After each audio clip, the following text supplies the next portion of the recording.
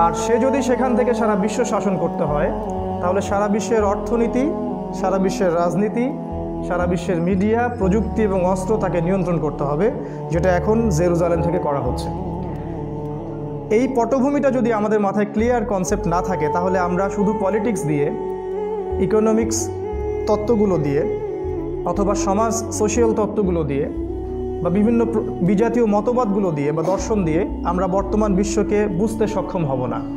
আগামীতে বিশ্বে কী হতে যাচ্ছে, বর্তমান প্রেক্ষাপটটা আসলেই কেমন, এবং কিভাবে এ থেকে উত্তরণের উপায় আমাদেরকে বের করতে হবে, এটা জানতে হলে আমাদেরকে এই জ্ঞানগুলোর সাথে সাথে, অর্থাৎ কোরআন এবং সুন্নাহর জ্ঞানের সাথে সাথে শেষ জামানার জ্ঞানের দরকার। আরও দরকার দাজ্জালের কনসেপ্টটা বোঝা দরকার। আরও দরকার রাজনীতি, অর্থনীতি এবং সমরনীতির কূটনীতি, এই বিষয়গুলো বোঝা দরকার। এগুলো যখন আমরা একত্রে বুঝবো, তখনই গিয়ে কিনে আমরা শেষ জামানাকে পেনিট্রেট করতে পারবো, তার আগে নয়। এখন আমি আপনাদের দৃষ্টিটা অন্যদিকে ফোকাস করতে চাই। যখন রাসূলুল্লাহ সাল্লাল্লাহু আলাইহি ওয়াসাল্লাম জীবিত ছিলেন, আমরা জানি তিনি মক্কা থেকে মদিনায় হিজরত করেছিলেন। মদিনায় একটা ইসলামী খিলাফা রাষ্ট্র গঠন করা হলো, এবং আমাদেরকে আল্লাহ রাব্বুল আলামিন মুসলিম উম্মাহকে এতটা মর্যাদা মণ্ডিত করলেন যে আমরা মাত্র 313 জন মুজাহিদকে নিয়ে বদরের যুদ্ধে জয়লাভ করলাম। পরের বছর আমরা উহুদের যুদ্ধে তাদেরকে প্রতিরোধ করলাম। এটাকে পরাজয় বলা যায় না, সাময়িক বিপর্যয় বলতে হবে।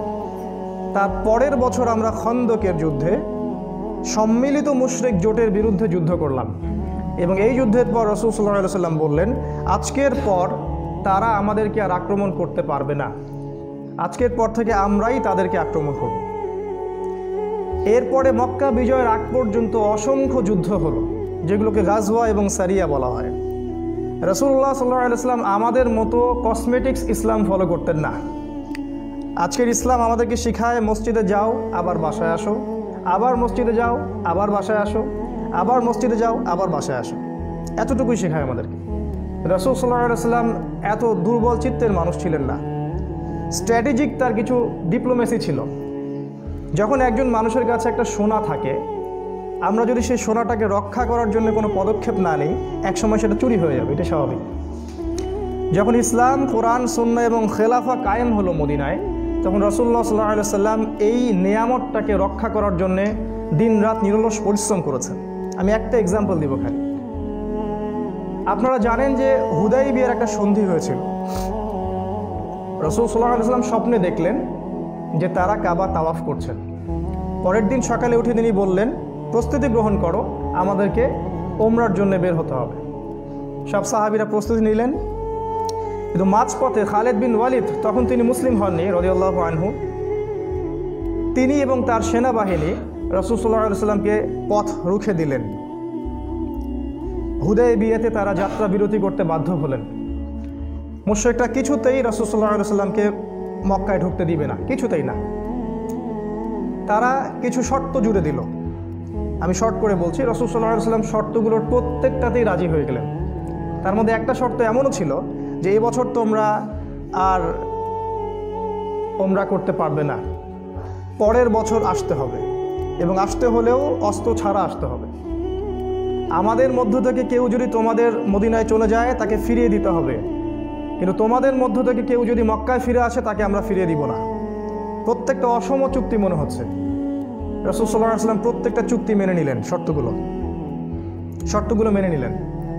ওমর রাদিয়াল্লাহু আনহু রাসূল সাল্লাল্লাহু আলাইহি ওয়াসাল্লামকে বারবার বলছেন, এবং আবু বকর সিদ্দিককে বারবার বলছেন যে আলাসনা আলাল হক, আমরা কি সত্যের উপরে নাই, আমরা কি হকের উপরে নাই, এবং তিনি কি সত্য নবী নন, আল্লাহ কি চিরঞ্জীব চিরস্থায়ী নয়, তাহলে আমরা কেন তাদের এই শর্তগুলো মেনে নিব? আবু বকর সিদ্দিক রাদিয়াল্লাহু আনহু বলছিলেন যে রাসূল সাল্লাল্লাহু আলাইহি ওয়াসাল্লাম নিজের ইচ্ছায় কোনো কিছু করেন না, নিঃসন্দেহে আল্লাহর পক্ষ থেকে কোনো ইনস্ট্রাকশন আছে, এই জন্যই তিনি এই কথাগুলো বলছেন, শর্ত মেনে নিচ্ছেন। অতএব আমাদের উচিত হবে তার প্রতি আনুগত্য করা। শর্ত মেনে নেওয়া হলো, এবং আমরা যেটা লক্ষ্য করলাম, এই চুক্তির মধ্য দিয়ে রাসূল সাল্লাল্লাহু আলাইহি ওয়াসাল্লাম মক্কার মুশরিকদেরকে আটকিয়ে দিলেন। দীর্ঘ 10 বছর আমরা আর কোনো যুদ্ধে জড়াবো না, দীর্ঘ 10 বছর, এটা চুক্তিতে লেখা ছিল। 10 বছর তোমরাও আমাদেরকে আক্রমণ করবে না, আমরাও তোমাদেরকে আক্রমণ করব না, শান্তি চুক্তি 10 বছর। এর মধ্য দিয়ে রাসূল সাল্লাল্লাহু আলাইহি ওয়াসাল্লাম যেটা করেছেন, তিনি মুশরিকদেরকে প্রথমে প্রতিবন্ধকতা সৃষ্টি করেছেন। কারণ ওই সময়ে মুসলিমদের সবচেয়ে বড় শত্রু ছিল মুশরিকরা, মদিনার মুনাফিকরা এবং ইহুদিরা। তিনি চাইলেন সবচেয়ে বড় শক্তিটাকে আটকে দিতে এবং ছোট ছোট শক্তিগুলোর দিকে ফোকাস করতে। যখন হুদাইবিয়া সন্ধি হয়ে গেল, ঠিক তার পরের বছর রাসূল সাল্লাল্লাহু আলাইহি সাল্লাম খায়বার আক্রমণ করলেন ইহুদিদেরকে। কত ডিপ্লোমেসি! কারণ মক্কার মুশরিকরা ইহুদিদেরকে আর সহযোগিতা করতে পারবে না, তাদের সাথে আমরা শান্তি চুক্তিতে আছি। এই সুযোগটা কাজে লাগিয়ে রাসূল সাল্লাল্লাহু আলাইহি সাল্লাম মক্কায় খায়বার আক্রমণ করলেন, ইহুদিদের দুর্গগুলো জয় করলেন। তারপরে আরও ছোট ছোট যে জাজিরাতুল আরবে আমাদের শত্রুরা ছিল, একটা একটা একটা একটা করে রাসূল ধরলেন এবং সবগুলোকে সাইজ করলেন। এই 10 বছরের মধ্যে ইসলাম বিশ্বের বিভিন্ন প্রান্তে পৌঁছে গেল, আমাদের জনসংখ্যা বাড়তে থাকলো এবং মাত্র 3, 4, 5 বছরের মধ্যে আমরা বিনা যুদ্ধে আবার মক্কা জয় করলাম, ওই মুশরিকদের মক্কায়, যেখানে তারা আমাদেরকে ঢুকতে দেয়নি। What a man, what a person, what a diplomacy! একটা চুক্তির মধ্য দিয়ে তিনি দেখালেন যে স্ট্র্যাটেজি অবলম্বন করতে হয়। ইসলাম, কোরআন, সুন্নাহ, খেলাফা এগুলোকে রিস্টোর করতে হলে আমাদের স্ট্র্যাটেজি অবলম্বন করতে হবে। শুধু হালুয়া রুটি খাওয়া আর মসজিদে যাওয়া আসা করলে এগুলো নিরাপদ থাকবে না। বিগত 300, 400, 500 বছর ধরে আমরা যে ঘুমাচ্ছি আমাদের এই মুসলিম উম্মাহ, এরই ফল হচ্ছে Syria, Kashmir, Delhi, Pakistan, Afghanistan, Lebanon, Jordan, সব এগুলো আমাদের ঘুমের ফসল। এটা রাসূলের প্রেক্ষাপট। কত শক্তি আমাদের ছিল, একটা মহিলার শ্লীলতাহানি করার তারা সাহস পেত না। এর পরের যুগে আসেন আবু বকর সিদ্দিক রাদিয়াল্লাহু আনহুর যুগ। একবার খবর আসলো যে কিছু মানুষ যাকাত দিতে চাচ্ছে না। তারা বলছে রাসূল যখন জীবিত ছিলেন তখন যাকাত দিব, এখন তিনি নাই, কেন যাকাত দিব? আবু বকর সিদ্দিক শুকনো মানুষ ছিলেন, দুর্বল, দেখতে মনে হতো তিনি দুর্বল মানুষ। সেই মানুষটা বললেন যে রাসূলের যুগে যে একটা খুরের যাকাত দিত, একটা ছাগলের খুর, সেও যদি আজকে যাকাত না দেয় আমি অবশ্যই তার বিরুদ্ধে যুদ্ধ করব। উমর রাদিয়াল্লাহু আনহু বললেন, আপনি কিভাবে তাদের সাথে যুদ্ধ করবেন যারা কালিমা লা ইলাহা ইল্লাল্লাহ পড়েছে, যারা নামাজ পড়ে, যারা মুসলিম? আবু বকর সিদ্দিক রাদিয়াল্লাহু আনহু রাগ হয়ে বললেন, ওমর, তুমি কি জাহিলি যুগে জব্বার ছিলে, অনেক শক্তিশালী ছিলে, আর ইসলামে এসে তুমি খাওয়ার হয়ে গেছো, কাপুরুষ হয়ে গেছো? তিনি বলেছেন, লা উকাতিলুন্না মান ফাররাকা বাইনাস সালাতি ওয়াজ যাকাত, যে ব্যক্তি সালাত এবং যাকাতের মধ্যে পার্থক্য করবে আমি অবশ্যই তার সাথে যুদ্ধ করব। যুদ্ধ করা হলো, আলী রাদিয়াল্লাহু আনহুর নেতৃত্বে সেনাবাহিনী পাঠানো হলো। একটা ব্যক্তিও বাকি থাকলো না যে যাকাতটাকে আবার ফিরিয়ে দিল না। এতে করে কি হলো? ইসলামী খেলাফতের অর্থনীতি সমৃদ্ধ হলো। একটা কওমকে যখন আক্রমণ করা হলো, অন্য কওমগুলো ভয়ে যাকাত দিয়ে দিল। ডিপ্লোমেসি দেখেন, একটা কওমকে যখন আক্রমণ করা হলো, যাকাতের জন্য চাপ দেওয়া হলো, যুদ্ধ করা হলো, অন্য আরবের কওমগুলো না চাইতেই যাকাত দিয়ে দিল। এতে করে ইসলামের যে খেলাফার অর্থনীতি সমৃদ্ধ হয়ে গেল। উমর রাদিয়াল্লাহু আনহু আবু বকর সিদ্দিকের কপালে চুমু খেলেন, বলেন, আপনি না থাকলে আমরা হালাক হয়ে যেতাম। উমর রাদিয়াল্লাহু আনহু যুগে আসেন, তিনি সেনাবাহিনী পাঠালেন পারস্য বিজয়ের জন্য। খবর আসলো যে মুসলিম সেনাবাহিনীকে ট্র্যাপে ফেলে হত্যা করা হয়েছে। একটা পুল, ছোট একটা পুলের মধ্যে মুসলিম সেনাবাহিনীদেরকে চাপে ফেলে এরা ষড়যন্ত্র করে, যেটাকে আমরা বলি বিট্রে করে, ওদেরকে হত্যা করেছে ট্র্যাপে ফেলে। উমর রাদিয়াল্লাহু আনহু বললেন, যতক্ষণ পর্যন্ত পারস্য বিজয় হবে না আমি জাইশান ফি জাইশান, আমি একটার পর একটা সৈন্যবাহিনী পাঠাতেই থাকবো, কতক্ষণ জয় হয় না আমি তাই দেখব। উমর রাদিয়াল্লাহু আনহু হুঙ্কার ছাড়লেন এবং তিনি বললেন, আমি নিজেও যুদ্ধে যাব। সাহাবীরা ঠান্ডা করলেন যে আপনার যাওয়া যাবে না, আপনি আমিরুল মুমিনিন, আপনি এখানেই থাকেন, আমরা আপনার পক্ষ থেকে যুদ্ধ করব। এরপর একটার পর একটা সেনাবাহিনী পাঠানো হলো, দীর্ঘ যুদ্ধ হলো, রাতের পর রাত, দিনের পর দিন, এমন যুদ্ধ যেটা আমরা কল্পনা করতে পারবো না। হাজারে হাজারে সাহাবী শহীদ হলেন। একটা পর্যায়ে পারস্য, এখন যেটা আমরা ইরান, ইরাক, এই কন্টিনেন্ট, এটা জয় হলো। তখন পারস্য ছিল একটা অন্যতম পরাশক্তি, ঠিক যেমন এখন রাশিয়া এবং চায়না এবং আমেরিকা যেমন পরাশক্তি, ওই সময় পারস্য ছিল একটা পরাশক্তি। জয় করা হলো। আমাদের দাপটগুলো দেখেন, সাহাবীর যুগের পরে দেখেন উসমান রাদিয়াল্লাহু আনহুর যুগে সর্বপ্রথম তিনি নৌবহর সৃষ্টি করলেন, তৈরি করলেন। সাইপ্রাস দ্বীপপুঞ্জ তিনি জয় করলেন। তিনি বললেন না যে আমাদের তো অনেক ল্যান্ড হয়ে গেছে, আমরা এখন জিহাদ ছেড়ে দিই, আমরা দাওয়াতে ফোকাস করি, ইসলাহে ফোকাস করি, এটা তিনি বললেন না। তিনি এগুলো কন্টিনিউয়াসলি এটা অব্যাহত রাখলেন। আলী রাদিয়াল্লাহু আনহুর যুগে একই অবস্থা চালু থাকলো, যদিও এই সময় গৃহযুদ্ধ ছিল।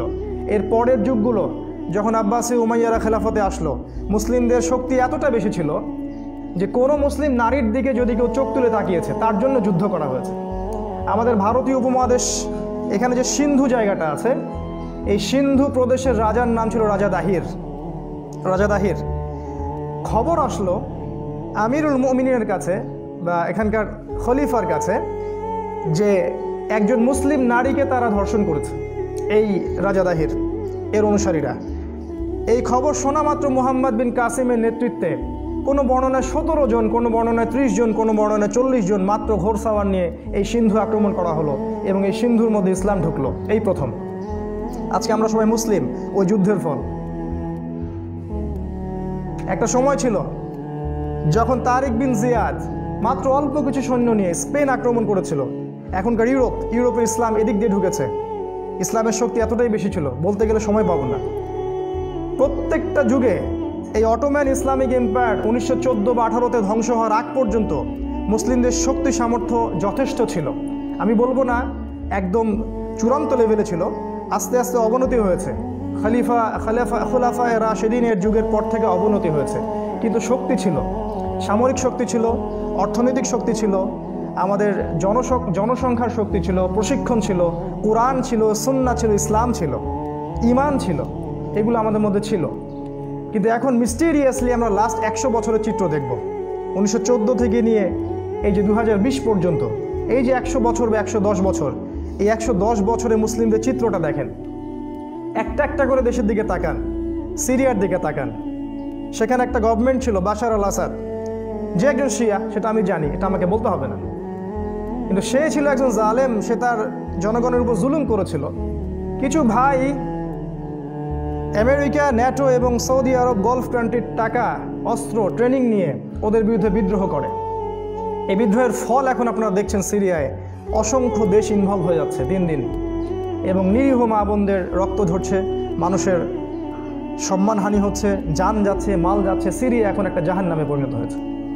একটা একটা করে কান্ট্রির দিকে তাকিয়ে দেখেন। লিবিয়া, গাদ্দাফি ভালো শাসক নয় বলে প্রচার করা হলো, কিন্তু তারা বুঝতে পারলো না গাদ্দাফি এমন শাসক ছিলেন যিনি ন্যাটো, ইসরায়েল, আমেরিকার বিরুদ্ধে অবস্থান নিয়েছিলেন। ঠিক এই কারণেই তার বিরুদ্ধে বিদ্রোহ করা হলো। কিছু ফুলিশ মুজাহিদ ভাই তৈরি করা হলো, ফুলিশ। এরা ওই লিবিয়াটাকে একটা ডাস্টবিনে পরিণত করলো এবং সেটাকে একটা ন্যাটো স্টেটে পরিণত করলো। একটা একটা করে কান্ট্রি দেখেন। আফগানিস্তান আমাদের পাশেই আছে। খবর মিডিয়া, প্রিন্ট এবং ইলেকট্রনিক মিডিয়া দিয়ে প্রচার করা হলো যে গুহায় থাকা কিছু মানুষ টুইন টাওয়ার ধ্বংস করেছে। বিশ্বে মিথ্যা হয় 3 প্রকার: ছোট মিথ্যা, বড় মিথ্যা আর 9/11। ছোট মিথ্যা, বড় মিথ্যা, তার চেয়ে বড় হচ্ছে 9/11। প্রচার করা হলো বিবিসি, সিএনএন, অন্যান্য মিডিয়াগুলো দিয়ে যে ওসামা বিন লাদেন বা তালেবান বা আল কায়দা তারা গিয়ে ওই টুইন টাওয়ার ধ্বংস করেছে। এই অজুহাত দিয়ে তারা আফগানিস্তানে ঢুকলো, হাজার হাজার মানুষকে হত্যা করলো, মা বোনদেরকে ধর্ষণ করলো, সেখানকার টেরিটরি দখল করার চেষ্টা করলো। কিন্তু আলহামদুলিল্লাহ, আল্লাহর রহমতে দীর্ঘ 18 বছর ধরে সেখানে তারা ডিফেন্ড করছে, গেরিলা পদ্ধতিতে যুদ্ধ করছে। এখন পর্যন্ত তারা সেটা দখল করতে পারেনি, আলহামদুলিল্লাহ। আপনি তাকিয়ে দেখেন ফিলিস্তিনের দিকে, 100 বছর হয়ে যাচ্ছে, 70-80 বছর হয়ে যাচ্ছে, আমাদের ভাইরা ওখানে যুদ্ধ করছে, জিহাদ করছে। তারা এই অবৈধ ইসরায়েলের বিরুদ্ধে প্রতিরোধ করছে। হাতে বাটুল থাকলে সেটা দিয়ে নিক্ষেপ করছে, হাতে যদি একটা পাথর থাকে সেটা নিক্ষেপ করছে। আস্তে আস্তে আস্তে আস্তে তারা পুরো ফিলিস্তিন ক্যাপচার করে ফেলছে। এখানে আমাদের আরব বিশ্ব নীরব, আমাদের মুসলিম বিশ্বের নেতারা নীরব। আমাদের কোনো ডিপ্লোমেসি নাই, কোনো ঐক্য নাই, কোনো সমঝোতা নাই, তাদেরকে কোনো সহযোগিতা করার মানসিকতা নাই। আর বিশ্বে তুলে ধরা হচ্ছে যে যারা ওদের এই জালেমের, জুলুমের বিরুদ্ধে অবস্থান নিয়েছে এরাই হচ্ছে সন্ত্রাসী, এরাই মৌলবাদী এবং এরাই হচ্ছে এই বিশ্বের সবচেয়ে নিকৃষ্ট প্রাণী। এইভাবে মিডিয়া তুলে ধরা হচ্ছে। একটা একটা করে কান্ট্রি দেখেন। পাকিস্তানের দিকে তাকিয়ে দেখেন। পাকিস্তান জন্মের পর থেকে নিয়ে এই গভর্নমেন্ট আসার আগ পর্যন্ত তারা এই কোরআন, ইসলাম এবং সুন্নাহর সাথে বিট্রে করেছে। Massive betray. আল্লাহর রহমতে তাদের কাছে পারমাণবিক অস্ত্র আছে। আমেরিকার সহযোগী হয়ে তারা তাদেরকে জায়গা করে দিয়েছিল যে তোমরা আমাদের এখানে ঘাঁটি গাড়ো এবং আফগানিস্তানে বোম্বিং করো। এই পাকিস্তানি ঘাঁটি কেড়ে দিয়েছিল আফগানিস্তানকে বোম্বিং করার জন্য। এবং আজকে তারা এমনভাবে তাদেরকে ঋণের জালে আবদ্ধ করেছে, ইমরান খান চাইলেও সেখান থেকে আর বের হতে পারছেন না। তিনি আগের প্রেসিডেন্টের মতো নন, তিনি একটু ডিফারেন্ট। আমরা দোয়া করি আল্লাহ পাক তার শক্তি মজবুত করতে পারেন। এরপর যেটা হয়েছে, তাদেরকে ঋণের জালে তারা আবদ্ধ করেছে। পাকিস্তানের বিভিন্ন জায়গায় তারা সিভিল ওয়ার লাগিয়ে দিয়েছে, শিয়া সুন্নির দ্বন্দ্ব লাগিয়ে দিয়েছে, সুদের ঋণে ওদেরকে জর্জরিত করেছে। পাকিস্তান মাথা তুলে দাঁড়াতে পারছে না, যদিও বা তাদের কাছে পারমাণবিক অস্ত্র আছে। মিয়ানমারের দিকে তাকিয়ে দেখেন, আমাদের মুসলিম ভাইরা সেখানেই কচুকাটা হলো। বাংলাদেশে তারা আশ্রয় নিল। বিশ্বের কোন কান্ট্রি, কোন জোট, কোন আরব লীগ, কোন ওআইসি, কোন ন্যাটো, কোন জাতিসংঘ ওদের পক্ষে কথা বললো, অবস্থান নিল? ওদের কি হলো আজ পর্যন্ত? মানুষ আস্তে আস্তে ওদের কথা ভুলে গেল, কিন্তু আল্লাহ পাক কিছুই ভুলে যাননি। একটা একটা করে কান্ট্রি দেখেন আপনি, Libya, Syria, Jordan, Lebanon, Pakistan, Afghanistan, ইরাকে বলা হলো সাদ্দাম হুসাইনের কাছে পারমাণবিক অস্ত্র আছে, এই অজুহাত দিয়ে ওখানে আক্রমণ করা হলো এবং ইরাকের অসংখ্য মা বোনদেরকে ধর্ষণ করা হলো। আবু গরিব কারাগারে তাদেরকে ন্যাংটা করে পর্নোগ্রাফিতে লিপ্ত করা হয়েছে আমাদের মা বোনদেরকে। আমাদের রক্ত গরম হয়নি, আমরা কোনো ইনিশিয়েটিভ নেইনি। অথচ রাসূল সাল্লাল্লাহু আলাইহি ওয়াসাল্লাম এবং সাহাবায়ে কেরামের যুগ থাকলে তারা অবশ্যই এর বিরুদ্ধে প্রতিবাদ করতেন, ডিপ্লোমেসি অ্যাপ্লাই করতেন, সেটা আমরা করিনি। কেউ ওদেরকে বলেনি যে ইসরায়েলে অসংখ্য পারমাণবিক অস্ত্র আছে যেটা তারা এখন নির্মাণ করছে? এই কথা কি কেউ কাউকে বলেনি? তারা খবর প্রচার করলো যে ইরাকে পারমাণবিক অস্ত্র আছে, কিন্তু ইসরায়েল যে অনেক আগে থেকেই এই কাজটা করছে এটা কি মানুষ জানে না? মানুষকে বলেনি? কেন ওর বিরুদ্ধে কেউ অবস্থান নেয় না? বিগত এই 100 বছরে আসলে কি হলো যে আমরা সারা বিশ্বে এত অধঃপতনের অতল তলে চলে আসলাম? ইভেন আমাদের দিল্লির দিকে তাকিয়ে দেখেন, যে দিল্লি, যে ইন্ডিয়া আমরা শাসন করেছি 800 বছর, সেখানে আজকে আমাদেরকে কুকুরের মতো হত্যা করা হচ্ছে। জাস্ট লাইক ডগস, কুকুর, শিয়াল এবং শুয়োরের মতো হত্যা করা হচ্ছে। সরি ফর মাই ল্যাঙ্গুয়েজ, কিন্তু আসলে বাস্তবতা এরকমই হচ্ছে। এবং সরকারি পেট্রোনাইজিংয়ের মাধ্যমে, সরকারের পেটুয়া বাহিনী এবং ওদের গোলাম দাসদের মাধ্যমে আমাদের মা বোনদেরকে ধর্ষণ করা হচ্ছে। একটা বুড়ো মহিলা, সে বাড়ির থেকে পালাতে পারেনি, তাকে আগুন দিয়ে পুড়িয়ে হত্যা করে দিয়েছে। মসজিদগুলো ভেঙে ফেলছে, মসজিদের মাথার মধ্যে হনুমানের পতাকা লাগাচ্ছে। আসলে এরা কারা? এর উদ্দেশ্য কি? যে কাজটা ফিলিস্তিনে করা হচ্ছে ঠিক একই কাজ কাশ্মীরে করা হচ্ছে, যে কাজটা ইসরায়েল করছে সেই একই কাজটাই ইরাকে করা হচ্ছে, আফগানিস্তানে করা হচ্ছে। তাহলে আমরা কি এখন চিনতে পারছি সারা ওয়ার্ল্ডের জালেম কারা? কারা দাজ্জালের ফলোয়ার, কারা দাজ্জালের অনুসারী? আপনাকে ডটসগুলো মিলাতে হবে। এই হলো সারা বিশ্বের বর্তমান প্রেক্ষাপট। মুসলিমদের অবস্থা আজকে এইরকম, কিন্তু পরিস্থিতি এমন হলো কেন? আর সামনে কি হবে? আমাদের কি করতে হবে? এটা আমি একটা সংক্ষিপ্ত খুতবায় কেমন করে আপনাদেরকে বোঝাবো? আল্লাহ রাসূল সাল্লাল্লাহু আলাইহি ওয়াসাল্লাম বলেছেন যে কিয়ামতের অন্যতম লক্ষণ হচ্ছে, এই হাদিস কয়েকটা খুব ভালো করে শোনেন, কিয়ামতের অন্যতম লক্ষণ হচ্ছে বনু আসফার, অর্থাৎ এই ইউরোপিয়ান সিভিলাইজেশন মুসলিমদের সাথে, স্পেশালি আরবদের সাথে চুক্তি করবে, শান্তি চুক্তি। রাসূল সাল্লাল্লাহু আলাইহি ওয়াসাল্লাম বলেছেন শীঘ্রই তারা চুক্তি ভঙ্গ করবে এবং 80টা পতাকা নিয়ে একত্রিত হবে, তোমাদের বিরুদ্ধে তারা যুদ্ধ করবে। 80টা পতাকা নিয়ে, মানে 80টা দেশ নিয়ে। তিনি বলেছেন প্রত্যেক পতাকার নিচে 12,000 সুসজ্জিত সমরাস্ত্রের প্রশিক্ষণপ্রাপ্ত সৈন্য থাকবে। আমাদের মোহাম্মদ বিন সালমান কি এই কথাটা জানে? আমাদের তুরস্কের প্রেসিডেন্ট রিসেপ তাইয়িপ এরদোগান কি এই কথাটা জানেন? এই হাদিসটা কি তারা পড়ে দেখেছেন? তিনি বলেছেন যখন মদিনার গুরুত্ব কমে যাবে তখন জেরুজালেমের গুরুত্ব বেড়ে যাবে। পৃথিবীর সেন্টার স্টেজে থাকবে জেরুজালেম। পৃথিবীর সমস্ত ডিপ্লোমেসি এবং রাজনীতি জেরুজালেমকে কেন্দ্র করে হবে। ইহুদিদের স্বার্থে হবে, দাজ্জালের স্বার্থে হবে। তিনি বলেছেন যখন এই অবস্থার সৃষ্টি হবে ঠিক তখনই শুরু হবে একটা মালহামা, একটা মহাযুদ্ধ, যে যুদ্ধে 80টা দেশ ইনভলভ হয়ে যাবে। প্রত্যেক দেশের আন্ডারে থাকবে 12,000 করে সৈন্য। 80টা দেশ একত্রিত হয়ে যাবে এই যুদ্ধে। তিনি বলেছেন এই মালহামায় 100 জনের মধ্যে 99টা মানুষ মারা যাবে। পৃথিবী ধোঁয়ায় ছেয়ে যাবে, আপনি খাবার পাবেন না, থাকার জায়গা পাবেন না, শহরগুলো ডিস্ট্রয় হয়ে যাবে, আবহাওয়া থাকবে না, আমার মনে হয় ইলেকট্রিসিটিও থাকবে না, এই টেকনোলজিও থাকবে না। আমার কাছে তাই মনে হয়। এই যুদ্ধ সামনে হতে যাচ্ছে। এই ব্যাপারে কি আমাদের মুসলিম উম্মাহ প্রস্তুত? রাসূলুল্লাহ সাল্লাল্লাহু আলাইহি ওয়াসাল্লাম যেভাবে ডিপ্লোমেসি অ্যাপ্লাই করলেন, মুশরিকদের সাথে চুক্তি করলেন, খায়বারকে অ্যাটাক করলেন, অন্য শত্রুদেরকে দমন করলেন, তিনি সমস্ত ছোট ছোট শত্রুগুলোকে আগে দমন করে নিলেন, তারপর মক্কা বিজয়ের সময় বড় শত্রুর কলার চেপে ধরলেন। এই ডিপ্লোমেসি কি আমরা মুসলিম উম্মাহ অ্যাপ্লাই করা শিখেছি আদৌ? আমরা সেই হালুয়া রুটি খাচ্ছি আর নামাজ পড়ছি, যাচ্ছি, দাড়ি টুপি সুন্নাহ, এগুলো আমাদের কাছে সুন্নাহ মনে হয়। পররাষ্ট্রনীতির সুন্নাহ নাই আমাদের মধ্যে, আমাদের মধ্যে জোট গঠনের কোনো সুন্নাহ নাই, আমাদের মধ্যে ডিপ্লোমেসির এবং কূটনৈতিক তৎপরতার কোনো সুন্নাহ নাই। এইগুলো আমরা বিগত 100, 200, 300 বছরে ছেড়ে দিয়েছি। আর এমন আন্দোলন আমরা করছি, আমরা এমন সব আন্দোলন করছি ইসলামের নামে, যে আন্দোলনের মধ্যে ইসলামী খেলাফা প্রতিষ্ঠার কোনো সংগ্রাম নাই। ভালো করে খেয়াল করে দেখেন, কেউ এক পেশে আন্দোলন করছে, কেউ খালি সুন্নাহ, কেউ সবাইকে আহলে হাদিস বানাতে চাই, কেউ সবাইকে পীরের মুরিদ বানাতে চাই, কেউ চাই রাষ্ট্র ক্ষমতা, কেউ চায় সুফিজম, কেউ চায় আপনি চিল্লা দিয়ে বেড়াবেন, নীরব থাকবেন, ঠান্ডা থাকবেন, কারো আগে পিছিয়ে যাবেন না। সবাই একটা একটা করে অংশ নিয়েছি আমরা, টোটালিটি আমাদের মধ্যে নাই। এই কারণে দেখা যাচ্ছে আমরা খণ্ডে খণ্ডে বিভক্ত হয়ে গেছি এবং এই সুযোগটাকে কাজে লাগিয়েছে মূলত জায়নিস্টরা। জায়নিস্ট কার্ড আমি বলেছিলাম, যারা ইহুদি এবং খ্রিস্টানদের মধ্যে এমন একটা দল, ইহুদি এবং খ্রিস্টানদের মধ্যে এমন একটা দল যারা একে অপরের বন্ধু, যারা একে অপরের বন্ধু। সব ইহুদি সব খ্রিস্টান নয়, ইহুদি এবং খ্রিস্টানদের মধ্যে এমন কিছু মানুষ যারা একে অপরের বন্ধু, এদেরকে বলা হয় জায়নিস্ট। এদের উদ্দেশ্য হচ্ছে তারা চায় এই বিশ্ব শাসন করতে। তারা চায় জেরুজালেম থেকে সারা বিশ্বের অর্থনীতি, রাজনীতি, মিডিয়া, পলিটিক্স এবং অস্ত্র সমস্ত কিছু তারা নিয়ন্ত্রণ করতে চায়। তারা চায় এই পুরো বিশ্ববাসীকে দাসে পরিণত করতে। এটাই ওদের অ্যাম্বিশন। আর এটাই হচ্ছে মূলত দাজ্জালের ফলোয়ার্স যারা সামনে আসছে। এখন আসলে আমাদের সামনে যা হচ্ছে আমরা চোখে দেখতে পাচ্ছি এবং সামনে যা হবে আমি একটু ধারণা দিলাম। এখন আপনি ওয়ার্ল্ডের দিকে একটু তাকাবেন, তারপরে আমি যাব করণীয় কী। ওয়ার্ল্ডের এই সিচুয়েশনগুলোর পিছনে যেটা শক্তি কাজ করে আমি বলছি সেটা জায়নিজম। তাদের মধ্যে যেগুলো ইনভলভ কান্ট্রি তারা হচ্ছে মূলত ইসরায়েল, এবং ইসরায়েলের সাথে আছে ব্রিটেন, তার সাথে আছে আমেরিকা, তার সাথে আছে জার্মানি, তার সাথে ফ্রান্স, তার সাথে কানাডা, অফকোর্স আমাদের kingdom, American kingdom of Saudi আরবিয়াও আছে, কাতার, কুয়েত, গলফ কান্ট্রিগুলো আছে। এই শক্তিটার বিপক্ষে, এই শক্তিটার মিডিয়া হচ্ছে বিবিসি, সিএনএন। এই শক্তিটার গোয়েন্দা সংস্থার নাম হচ্ছে সিআইএ, এফবিআই, এদের গোয়েন্দা সংস্থা। এই শক্তিটার সমরাস্ত্র যেটা উইং, সেটার নাম ন্যাটো।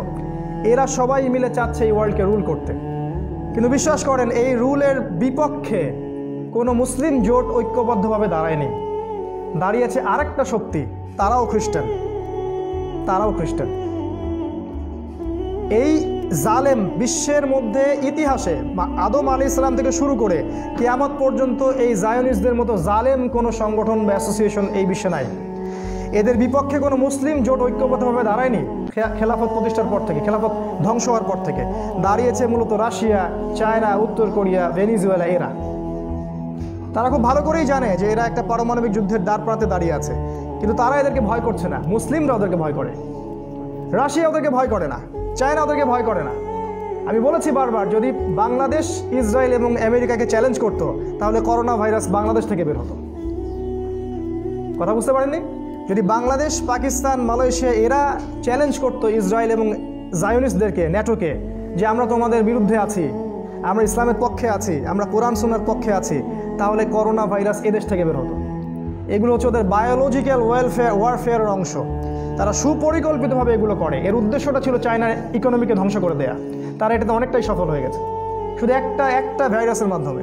এরকম আগে অনেক ভাইরাস তারা আফ্রিকায় ছড়িয়েছে, অন্যান্য কান্ট্রিতে ছড়িয়েছে, আবার তারাই ভ্যাকসিন বের করবে এবং সারা বিশ্বে এটার বাজারজাত করবে। এগুলো তারা বুঝতে পারবে না যারা ওয়ান আইট পিপল। আর আমাদের দেশের এবং অন্যান্য মুসলিম কান্ট্রির বেশিরভাগ মানুষই ওয়ান আইট, এক চোখা। এই ন্যাটো এবং এদের এই যে অ্যাংলো ইউরোপিয়ান পশ্চিমা সভ্যতা, এর বিরুদ্ধে মাথা তুলে দাঁড়িয়েছে মূলত চায়না এবং রাশিয়া। আমি জানি, আমি বলছি না তারা 100% পরিশুদ্ধ, আমি এটা বলছি না। তারা কোন ধর্মের সেটা আমার আলোচনার টপিক না। আমি বলছি স্ট্র্যাটেজিকভাবে তারা এদের বিপক্ষে দাঁড়িয়েছে এবং তারা খুব ভালো করেই জানে যে এরা এদের সাথে একটা পারমাণবিক যুদ্ধে জড়াবে। এই যুদ্ধে মুসলিমরা ইনভলভ হয়ে যাবে এবং মুসলিমদের একটা নেতা বের হবে, আল্লাহ পাক তাকে বের করবেন মদিনা থেকে, যার নাম হবে মুহাম্মদ বিন আবদুল্লাহ, যার মায়ের নাম আমিনা, তার বাবার নাম হবে আবদুল্লাহ, কপাল প্রশস্ত, চওড়া, নাক উঁচু, তার নাম, তাকে আমরা বলি ইমামুল মাহদি। তার হাত ধরে মুসলিমরা ঐক্যবদ্ধ হবে। ওয়ার্ল্ডের সিচুয়েশনটাকে বোঝার চেষ্টা করুন। একদিকে এই শক্তি, আরেকদিকে ওই শক্তি। এর মাঝখানে মুসলিমদের মাঝে কোনো ঐক্য নাই, এর মাঝখানে মুসলিম কান্ট্রিগুলোর মাঝে কোনো ঐক্য নাই। অর্থনীতি বলেন, রাজনীতি বলেন, দর্শন, মতবাদ, মিডিয়া বা প্রযুক্তি, সব কিছু এদের হাতে, আমাদের হাতে নয়। সব কিছু ওদের হাতে, আমাদের হাতে কিছুই নয়। বিগত 100 থেকে 150 বছরে এই পরিবর্তন হয়েছে বিশ্বে। এই কারণেই আজকে কোনো মুসলিমকে হত্যা করলে কেউ ডাক দিতে পারে না, আমার এই ভাইকে বাঁচাতে আসো, কেউ ডাক দিতে পারে না, বিকজ সব কিছু ওদের হাতে নিয়ন্ত্রিত। এখন আপনি কি করবেন, কী ইনিশিয়েটিভ নেবেন যাতে করে আপনি এগুলো থেকে বের হতে পারেন? আমি বারবার বলছি, দিস ইজ টু লেট, এটা অনেক দেরি হয়ে গেছে। কারণ বিগত 100, 200, 300 বছরে আমরা যে আসলে কী করেছি সেটা আসলে আমরাও জানি না। আমরা আপোষে যেটা করেছি, তুই দেওবন্দি, তুই বেরলবি, তুই তাবলিগ, তুই জামাত, তুই আহলেদিস, তুই হানাফি, এগুলো নিয়ে আমরা মারামারি করেছি। এটা আমরা সবচেয়ে বেশি করেছি। কে কোথায় হাত বাঁধে, কে কোথায় কি করে, এগুলো নিয়ে আমরা বেশি মাথা ব্যথার কারণ হয়েছে। কি কার আমির কে কোন সংগঠন করে, কে কোন দল করে, এগুলো নিয়ে আমরা ব্যস্ত ছিলাম। আমরা এই ডিপ্লোমেসিগুলো অ্যাপ্লাই করতে পারিনি। আমরা অর্থনৈতিকভাবে স্বাবলম্বী হতে পারিনি। আমরা রাজনৈতিক ক্ষেত্রে আমাদের মতবাদগুলো প্রতিষ্ঠা করতে পারিনি, বিজাতীয় মতবাদগুলো নিয়ে এসেছি। আমরা সামাজিক ক্ষেত্রে আমাদের স্পিরিচুয়াল যে নূর সেটা হারিয়ে ফেলেছি। আমাদের ছেলেরা নামাজ পড়ে না, আমাদের ছেলেরা গার্লফ্রেন্ড, মদ, মাদক, পর্নোগ্রাফি নিয়ে ব্যস্ত। আমাদের যুব সমাজের ইমানি লেভেল নিচে নামিয়ে দেওয়া হয়েছে।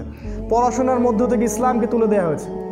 ইকোনমিক্সের মধ্য থেকে সুদ দিয়ে ইসলামিক অর্থনীতি তুলে দেওয়া হয়েছে। পলিটিক্যাল ক্ষেত্রে ইসলামিক খিলাফাকে তুলে দিয়ে সেকুলারিজম প্রতিষ্ঠা করা হয়েছে, ডেমোক্রেসি প্রতিষ্ঠা করা হয়েছে, এবং আমাদের আপোষে সিভিল ওয়ার লাগিয়ে দেওয়া হয়েছে। ভাইয়ে ভাই আমরা লড়াই করছি, আর সারা বিশ্বে ওরা যা করার তাই করছে। এই হলো আমাদের বর্তমান পরিস্থিতি। কিভাবে উত্তরণ করবেন, কিভাবে উত্তরণ করবেন? আমি কয়েকটা পয়েন্ট শুধু বলতে পারি। এই পয়েন্টগুলো বলে আমি খুতবা শেষ করছি ইনশাআল্লাহ। পয়েন্টগুলো নিয়ে পড়াশোনা আপনি করবেন, সলিউশন আপনারা খুঁজবেন, এবং আমাদের কাছে না, দেশের স্কলারদের কাছে যান, তাদেরকে কোশ্চেন করেন যে আমরা এই সিচুয়েশনে কী করব। কোশ্চেন করেন যে যদি ইন্ডিয়ার মতো অবস্থা বাংলাদেশে হয়, আমরা কি অস্ত্র নিয়ে প্রতিহত করব? সাহস করে প্রশ্ন করেন, দেখেন কি উত্তর দেয়। আমাদেরকে অনলাইনে নক করেন না, আমরা স্কলার বা আলেম নই। মানুষ নক করতেছে অনলাইনে। ভাইয়া একটা খুতবা দেন, বর্তমান প্রেক্ষাপটে আমাদের করণীয় কি এই বিষয়ে। কাঁদতেছি আমি, আমাকে নক করেন কেন? বাংলাদেশের আলেমদেরকে নক করেন, তাদেরকে জিজ্ঞাসা করেন তারা কি বলে। যদি দিল্লির মতো অবস্থা বাংলাদেশে হয়, আমরা কি আমার বোনকে বাঁচাতে এগিয়ে আসব? প্রশ্ন করেন। যদি মিয়ানমারের মতো অবস্থা বাংলাদেশে হয়, আল্লাহ না করুক কখনো, তাহলে আমরা যদি অস্ত্র হাতে নিয়ে বের হই, আমরা কি খারেজি জঙ্গি হয়ে যাব? প্রশ্ন করেন। প্রশ্ন করেন যে আমাদের যে ব্যাংকিং সিস্টেম দেওয়া হয়েছে সুদভিত্তিক, এখান থেকে যে গোল্ড কয়েন এবং রূপার কয়েন তুলে দেওয়া হলো, এটা কি হালাল? আমরা যে কাগজের টাকা ইউজ করছি, এটা কি হালাল? প্রশ্ন করেন। আমরা যে পলিটিক্যাল সেক্টরে যে মতবাদগুলো লালন করছি, এগুলো কি হালাল, জায়েজ? আমরা ইসলামিক খেলাফা রিস্টোর করার কোনো চেষ্টা করছি না, এটা কি জায়েজ? প্রশ্ন করেন স্কলারদেরকে প্রশ্ন করেন। জানি না তারা কি উত্তর দিবে, কারণ আমাদের স্কলারদের কিছু ত্রুটি আছে, সবার না, সবার কথা বলছি না, যারা কাজ করে তারা ঠিকই কাজ করছেন। মোস্ট অফ দেম কিছু ত্রুটি আছে, যার ফলে উম্মাহ বিক্ষিপ্ত হয়ে গেছে, উম্মার চিন্তা বিক্ষিপ্ত হয়ে গেছে, ঐক্য নষ্ট হয়ে গেছে। আমরা দল ভারী করার কাজে এখন ব্যস্ত আছি। আমি কয়েকটা সলিউশন বলছি ভাই, আমার জ্ঞানের আলোকে। আমি বলছি না যে আমার এই মতবাদ বা এই জ্ঞানটাকে আপনাকে মেনে নিতে হবে, আমি এটা বলছি না। এবং আমি জানি আমি যে কয়েকটা সলিউশনের কথা বলবো, এই সলিউশনগুলো সবাই মনোপুত হবে না। আমি জানি সবার মনোপুত হবে না। যাদের মনোপুত হবে না তাদেরকে নিয়ে আমার কোনো মাথা ব্যথা নাই, কিন্তু আমি আমার উম্মাকে ভালোবাসি, আমি আমার মা বোনকে ভালোবাসি, আমি আমার মুসল্লিদেরকে ভালোবাসি, আমার ইয়াং এই জেনারেশনকে আমি ভালোবাসি। আমি চাই যে তারা আগামীতে ইসলামের পতাকা বহন করুক। আমি কয়েকটা পয়েন্ট বলবো তাদের জন্যে, যারা কসমেটিক্স ইসলাম লালন করেন না, যারা জীবন দিয়ে দিবেন কিন্তু ইসলাম ছাড়বেন না, চাকরি ছেড়ে দিবে দাড়ি ছাড়বে না, যারা সুদ ছেড়ে দেবে, পরিবার ছেড়ে দেবে, তাও সুদের সাথে জড়াবে না, এরকম যারা ফুল টাইম মুসলিম, তাদের জন্য এই সলিউশন। পার্ট টাইম মুসলিমদের জন্য এই সলিউশন না। নাম্বার 1, 1 নাম্বার আমরা যেটা করতে পারি, আমাদের এই উম্মার যে যুব সমাজ আছে, বৃদ্ধদের কথা বাদ দেন, ছেড়ে দেন, বৃদ্ধদের কথা বাদ দেন, যাদেরকে কথা বলতে বলতে বলতে বলতে ক্লান্ত, ওদের কথা বাদ দেন, ছেড়ে দেন। যুব সমাজের দিকে ফোকাস করেন। আমাদের যুবকদেরকে প্রথমে আল্লাহর পথে ফিরিয়ে নিয়ে আসেন। ওদের সামনে মাযহাবি ইস্যু দাঁড় করাবেন না, সংগঠনের ইস্যু দাঁড় করাবেন না, ওদেরকে আল্লাহর দিকে নিয়ে আসেন, ওদেরকে মসজিদের দিকে নিয়ে আসেন, ওদের মধ্যে ঈমানের আলো জাগানোর চেষ্টা করেন। সেটা কিভাবে করবেন? স্কলারদেরকে জিজ্ঞাসা করেন কিভাবে করবেন। নাম্বার 2, এই যে দুনিয়ার যে মোহ, দুনিয়ার যে নেশায় আমরা পড়ে আছি, এই উম্মাহ, আমাদের স্পেশালি যুবকরা, আমাদের এই যে বাংলাদেশের দিকে তাকান, বাংলাদেশের যুব সমাজ, তাদের চিন্তা একটাই এখন, কেরিয়ার, চাকরি, জব, একটা ভালো বাড়ি, একটা গাড়ি, একটা মেয়ে, দ্যাটস অল। আর কিছু আছে? এতটুকুই। ইভেন আমাদের যারা ইসলামিক লাইনে পড়াশোনা করেছেন, তারাও এখন ওই লাইনে ঝুঁকছেন। এক ভাইকে জিজ্ঞাসা করলাম যে আপনি পেরেশান কেন ভাই? বলছে আমার চাকরি বাকরি হচ্ছে না, খুব পেরেশান। শেষে গিয়ে এমন একটা জায়গায় সে জবে ঢুকলো যে জবটা হারাম। বললাম ভাইয়া, এই জন্যই কি মাদ্রাসায় পড়েছিলেন? এই জন্যই কি আপনি মাদ্রাসায় পড়েছিলেন? আপনার কাছে আল্লাহ, ইসলাম, জনগণ কি আশা করে? আপনি কি করছেন? আমরা কেন এই দায়িত্ব পালন করব? আপনারা যারা মাদ্রাসায় পড়াশোনা করলেন তারা কোথায়? মাঠে নাই কেন আপনারা? আজকে জেনারেল শিক্ষিতদের কাঁধে ইসলামের দায়িত্ব চলে আসছে। সুবহানাল্লাহ, কি আমূল পরিবর্তন! দুনিয়ার এই মোহটা ত্যাগ করতে হবে। মনে রাখতে হবে, আমার বয়সী আপনার বয়সী অসংখ্য যুবক প্রতিদিন মারা যাচ্ছে, আপনি জানেন? কোনো গ্যারান্টি নাই, কোনো গ্যারান্টি নাই। আপনি কি মনে করছেন জীবনটাকে? আল্লাহ পাক একটা চান্স দিয়েছেন মাত্র আমাদেরকে, জাস্ট একটা অপরচুনিটি। 30, 40, 50 বছর আল্লাহ পাক কলার ধরে ধরে হিসাব নেবেন, কলার ধরে ধরে। লা তুসআলুনা আনিন নাঈম, আল্লাহ পাক বলেছেন সূরা তাকাসুরের মধ্যে। অবশ্যই তোমাদেরকে প্রত্যেকটা বিষয়ের হিসাব দিতে হবে ভাই। দুই শ্রেণীর মানুষ আছে যাদের হিসাব হবে কলার ধরে ধরে, কোরআন সুন্নাহ থেকে বলছি। এক শ্রেণীর মানুষ হচ্ছে আলেম সমাজ, কলার ধরে হিসাব হবে। তোমার ইলমের তুমি কি প্রতিদান দিয়েছো, উম্মার জন্য কি করে আসছো, আজকে হিসাব দাও। আপনারা জানেন না, প্রথম যে ব্যক্তি জাহান্নামে যাবে সে একজন শহীদ, দ্বিতীয় যে ব্যক্তি জাহান্নামে যাবে সে একজন আলেম, তৃতীয় যে ব্যক্তি জাহান্নামে যাবে সে একজন দানবীর। আরেক শ্রেণীর মানুষ আছে যাদের হিসাব হবে কলার ধরে ধরে, তারা হচ্ছে পলিটিশিয়ান, যাদেরকে আল্লাহ রাব্বুল আলামিন কোনো না কোনো সেক্টরে দায়িত্ব ক্ষমতা দিয়েছিলেন। এই উম্মার প্রত্যেক মুসলিম কান্ট্রির যারা লিডার আছেন তাদের হিসাবটা হবে খুব কঠিন, খুবই কঠিন। প্রত্যেকটা জনগণের হকের বোঝা তাদের কাঁধে থাকবে, এটা বুঝায় দেওয়ার পর তাদের পুলসিরাত পার হবে। তো ভাই, দুনিয়ার মোহে পড়বেন না। রাসূল সাল্লাল্লাহু আলাইহি ওয়াসাল্লাম বলেছেন একদিন সাহাবীদেরকে, শীঘ্রই একটা সময় আসছে, হাদিসটা খেয়াল করেন, যখন মুশরিকরা তোমাদেরকে এমনভাবে কচুকাটা করবে যে মনে হবে যেন দস্তরখানায় সবাই খাইতে বসছে, ক্ষুধার্ত মানুষ খাইতে বসছে, যেমন গোগ্রাসে সবাই খায়, এইভাবে তোমাদেরকে ইহুদি খ্রিস্টান মুশরিকরা কচুকাটা করবে। সাহাবায়ে কেরাম অবাক হয়ে বললেন, আমরা কি সংখ্যায় কম হব ইয়া রাসূলুল্লাহ? আমরা কি ওই দিন সংখ্যায় কম হব? তিনি বলেছেন, না, তোমরা সংখ্যায় কম হবে না, তোমরা হবে আবর্জনার মতো, সমুদ্রের ফেনার মতো, কিন্তু আবর্জনার মতো। তোমাদের ভিতরে দুইটা বিষয় ঢুকে যাবে যার ফলে তোমাদের এই করুণ পরিণতি হবে। সাহাবাগণ জিজ্ঞাসা করলেন, কি সেই দুইটা বিষয়? তিনি বললেন, একটা হচ্ছে আল ওয়াহান মানে দুনিয়ার মোহ এবং মৃত্যুর ভয়।